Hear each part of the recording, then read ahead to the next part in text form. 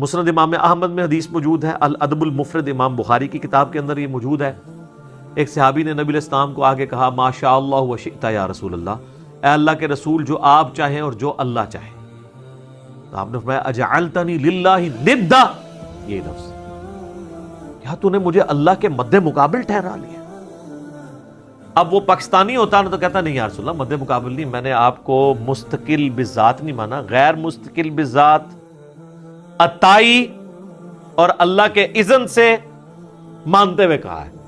لیکن اس ٹائم پہ یہ کہانیاں نہیں ہوتی تھی، صحابہ کرام تو بولے والے مسلمان تھے نا، یہ ساری شیطانیاں ان کو تو نہیں آتی تھی۔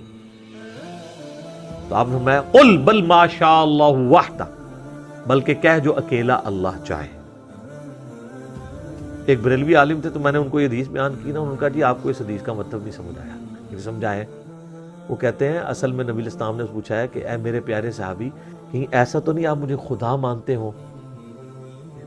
میں نے کہا تو آگے الفاظ تو کچھ اور بتا رہے ہیں۔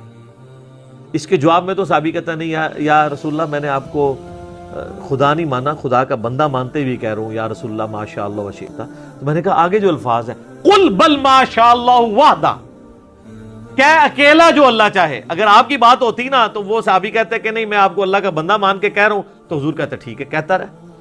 آپ تو بالکل الٹ بات کر رہے ہیں، نہیں مجھے نہیں شامل کرنا ذات، تکوینی امور میں نہیں کرنا، تقدیر سے جو ریلیٹڈ ہے۔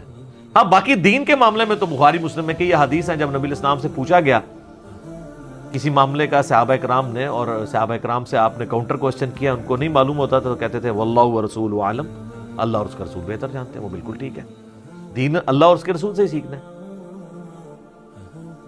اور اسی کو سپورٹیو بخاری مسلم کی حدیث ہے کہ اللہ تعالیٰ عطا فرماتا ہے میں تقسیم کرتا ہوں۔ وہ آدھی حدیث بیان کرتے ہیں، پوری حدیث اس طرح ہے کہ نبی صلی اللہ علیہ وآلہ وسلم فرمایا اللہ تعالیٰ جس کے ساتھ خیر اور بھلائی کا ارادہ فرماتا ہے اس سے دین کی فقہ عطا فرما دیتا ہے، اور اللہ دیتا ہے اور میں تو تقسیم کرنے والا ہوں۔ یعنی مجھے بھی جو دین اللہ نے میرے ساتھ بھلائی کا ارادہ کیا، مجھے دین کی سمجھ عطا فرمائی ہے، تو یہ اللہ نے عطا فرمائی ہے، میں تو صرف تقسیم کرنے والا ہوں۔ واللہ یعطی وانما انا قاسم، اللہ دیتا ہے اور میں تو صرف تقسیم کرتا ہوں۔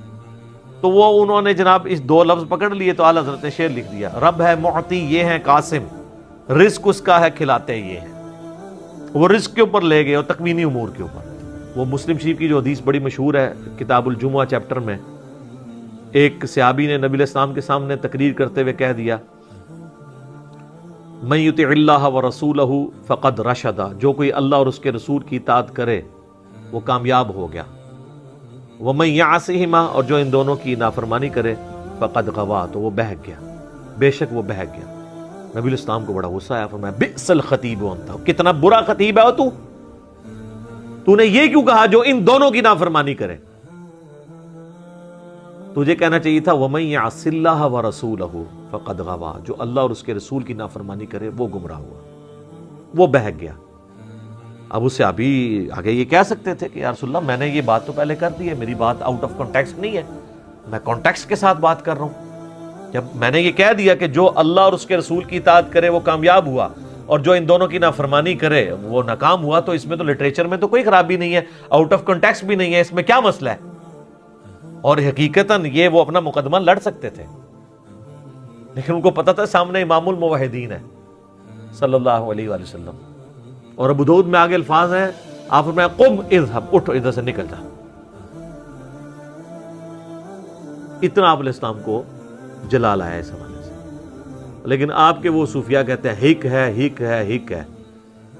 تو اللہ تعالیٰ اب ایک کرائٹیریا پھر اس حوالے سے ڈسکس کر رہے ہیں، وَمِنَ النَّاسِ مَن يَتَّخِذُ مِن دُونِ اللَّهِ، اور لوگوں میں ایسے لوگ بھی ہیں، ایسے بدبخت لوگ ہیں جنہوں نے اللہ کے سوا اور ہستیوں کو پکڑ لیا ہے، اندادا یحبونہم کحب اللہ، اللہ کے مقابلے پہ انہیں اپنا ند مان لیا ہے، مد مقابل، اور ان سے ویسی محبت کرتے ہیں جیسی اللہ سے کرنی چاہیے تھی۔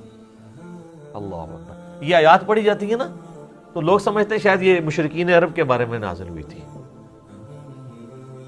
تو مشرکین عرب اگر اس جرم کے اوپر مجرم ہے اللہ کے حضور، تو آج بھی جو لوگ یہ کر رہے ہیں وہ بھی اسی طریقے سے مجرم ہیں۔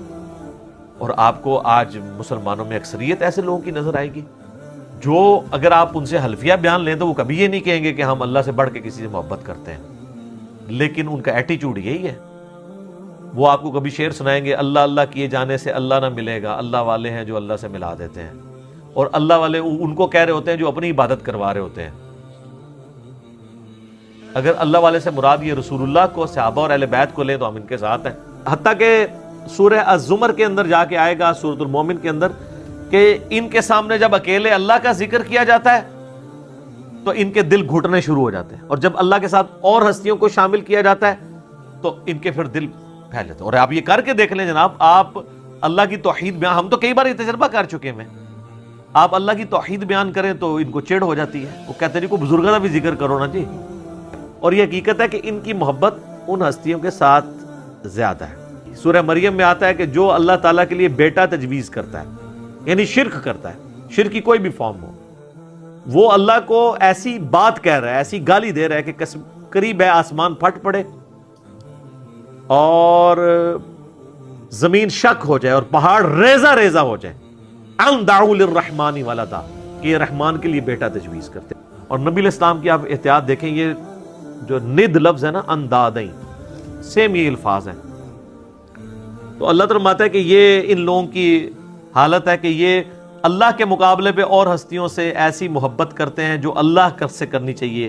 والذین آمنوا, اور جو لوگ ایمان والے ہیں, اشد حبا للہ, ان کی تو شدید ترین محبت اللہ کے ساتھ ہوتی ہے. اور اس لیول کی محبت ہوتی ہے کہ جامعہ ترمذی میں حدیث ہے, نبی علیہ السلام نے فرمایا کہ اللہ تعالیٰ سے محبت کرو کہ اس نے تمہیں نعمتوں سے نوازا ہے, اور مجھ سے اس لیے محبت کرو کہ میں اللہ کا رسول ہوں, اللہ کی نسبت کی وجہ سے. اور میرے اہل بیت سے محبت کرو کیونکہ ان کی نسبت میرے ساتھ ہے. اور نبی علیہ السلام کی پھر حدیث صحیح بخاری میں, دیکھنا میری شان کو اس طرح بلند نہ کرنا جس طرح نصارہ نے اپنے پیغمبر کو اتنا بلند کیا کہ ڈیوینٹی میں کلیم کر دیا, میں اللہ کا بندہ اور اس کا رسول ہوں, مجھے اللہ کا بندہ اور اس کا رسول ہی کہنا. یہ نبی علیہ السلام کس کو سنا رہے تھے؟ انہی کو سنا رہے تھے جنہوں نے کام ڈالنا تھا, جو آج تک ماننے کے لیے تیار نہیں ہے.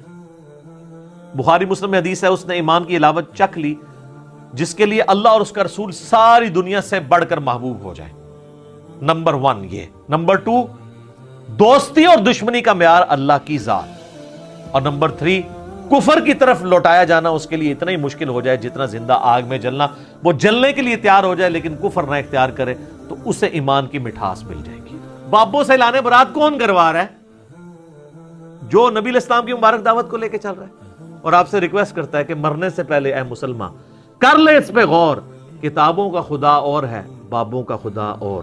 ہم کوئی بات کر دیں کہ اللہ کے فضل سے ہم نے یہ بات سمجھائی ہے, بڑے اعتماد کے ساتھ کہتے ہیں میں کرتا ہے, وہ آپ کے تو میں کہتے ہیں کہ سارے اولیاء کی گردن پہ میرا پاؤں, آپ کہتے ہیں سبحان اللہ, حالانکہ آپ کہنا چاہیے لعنت اللہ.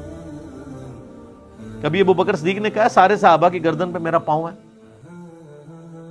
اتنے متکبرانہ جملے کے اوپر سبحان اللہ کہنا چاہیے؟ شیخ عبد القادر کی طرف جھوٹ منسوب ہے, ہم نہیں کہتے انہوں نے کہا ہوگا. اگر انہوں نے کہا تو وہ پھر اولیاء اللہ نہیں ہوں گے, اور اگر اولیاء اللہ میں سے ہیں تو وہ اتنے تکبر کے ساتھ نہیں بول سکتے.